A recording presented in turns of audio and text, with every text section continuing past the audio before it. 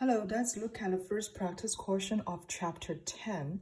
So chapter 10 talking about inference about means and proportions with two populations.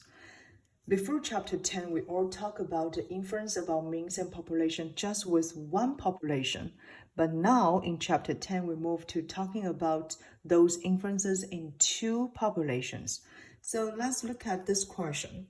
It says a credit company has gathered information regarding the average amount owed by people under 30 years old and by people over 30 years old, right? By taking independent random samples from both age groups. So we can get those informations here, right?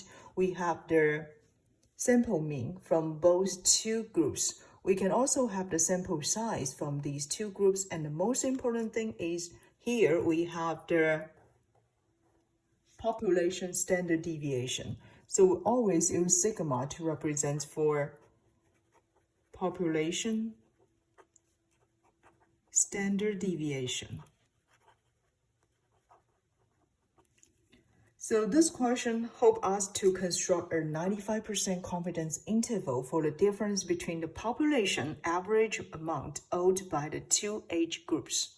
Okay, so before solving this question, let's just review the inferences about the difference between two population mean, okay?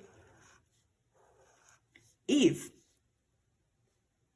sigma 1 and sigma 2 are known, okay? So this is a very important assumption. Because from this question, we notice sigma 1 and sigma 2, they are totally known to us, right? So under this case, how can we do the inference about the difference between the two population means? So let's talk about some notations first. In this chapter, we will use mu1 to represent the mean of the population 1, and mu2 represents the mean of the population 2, okay? So those are the notations you should know. Therefore, mu1 subtract mu2 represents the difference between the two population mean. So this is also important. Mu1 subtract mu2 represents the difference between the two population mean. And then we also have x1 bar here, okay? So x1 bar will represent for the mean of the sample 1, which are randomly selected from the population 1. We have n1 represents for the sample size, okay? And we also have the x2 bar here represents the mean of the sample 2, randomly selected from population 2, and n2 is the size of the sample 2. So those are the notations. The first part of the notations comes from, so this part, okay, comes from population. And then for the second part, the notation comes from samples, okay? So here we have x1 bar subtract x2 bar here represents for the point estimator of mu1 subtract mu2, okay? So this is important. x1 bar subtract x2 bar represents for the point estimator of mu1 subtract mu2. And x1 bar subtract x2 bar represents for the difference between two sample means. We also have sigma 1 here represents for the population standard deviation of the population 1, and sigma 2 represents for the standard deviation of the population 2. So based on the given information, first we need to know the standard errors of x1 bar subtract x2 bar, okay? So this is also important. We need to know the standard error of x1 bar subtract x2 bar, which can be represented by sigma x1 bar subtract x2 bar, and then it will be this formula, okay? So if those population 1 and population 2 have a normal distribution, okay? So this is also another assumption. If this population 1 and population 2 have a normal distribution, then we can obtain the margin of the error for x1 bar subtract x2 bar. So this is the way that we can have the margin of the error, okay? We will use the z value at alpha over 2. So alpha here is the level of significance, okay? And then times this part. This part, is it familiar with you? Yes, it's just the standard error of x1 subtract x2 bar. Okay, so this part is just sigma x1 bar subtract x2 bar. Okay, so we will use this part. Okay, we will use this part to compute the margin of the error. Okay, so this part represents for the margin of the error for x1 bar subtract x2 bar. So after we have the margin of the error of x1 bar subtract x2 bar, then finally we can get the interval estimate of mu1 subtract mu2, okay, which will be represented by this formula, okay? If sigma 1 and sigma 2 are already known to us, okay, so we can use this formula to compute the interval estimate of mu1 subtract mu2. So you can see for this formula, I would just want to tell you this part is the point estimator of mu1 subtract mu2, right? And then for this part, the whole part here represents for margin of error, okay? So we can divide this formula into two parts. We use the point estimator, adding or subtracting the margin of the error to obtain the interval estimate of mu1 subtract mu2. Okay, so based on this given formula, can we solve for this question? So let's see.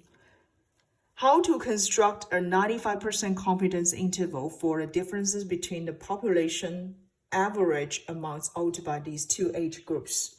So in order to solve this question, we can use mu1 represents the average amount owed by people under 30 years old, okay? Mu2 will be similar, okay? The average amount owed by people above or over 30 years old.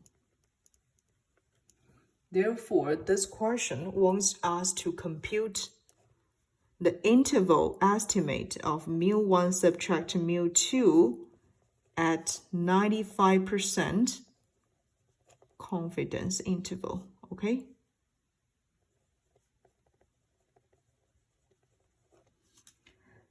So let's just write out for this 95% confidence interval, okay? We notice 1, from this one, we can have 1 subtract alpha will equal to 0.95. Therefore, we will have alpha here equal 0.05, right? So we can also have alpha over 2 will equal 0.025.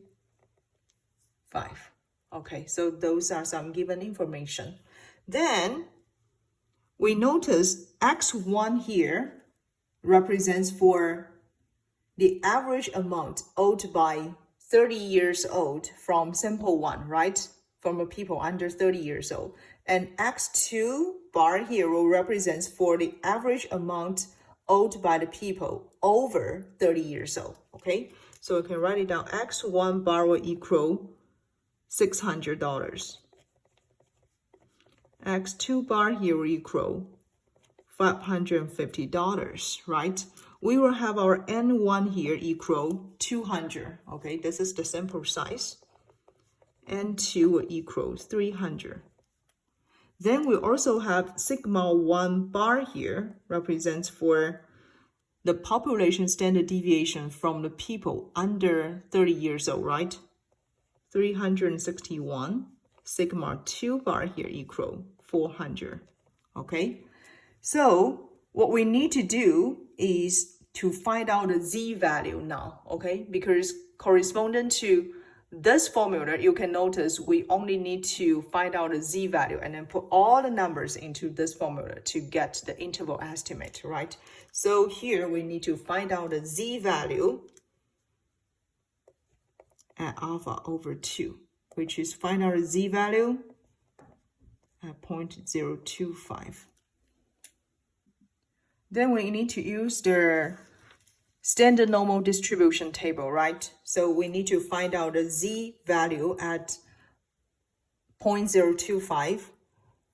I bet you will be familiar with these numbers, okay? This is the z value corresponding to the 0.025. We can find out it will equal negative 1.96, okay? So we can just write it down. Negative 1.96, okay?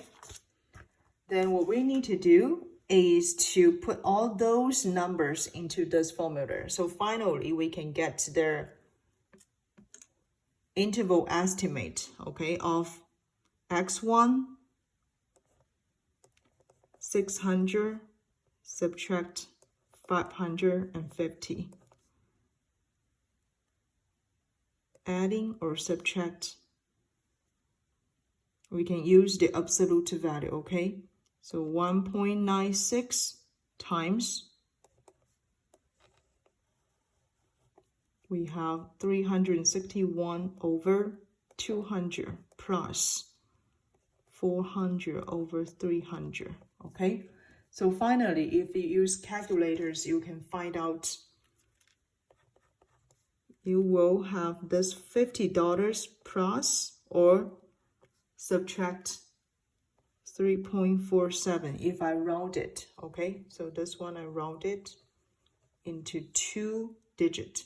So finally, we can get the interval estimate lies between 46.53 to 53.47, okay? So this is the answers for us to construct a 95% confidence interval for the difference between the population average amounts owed by these two age groups.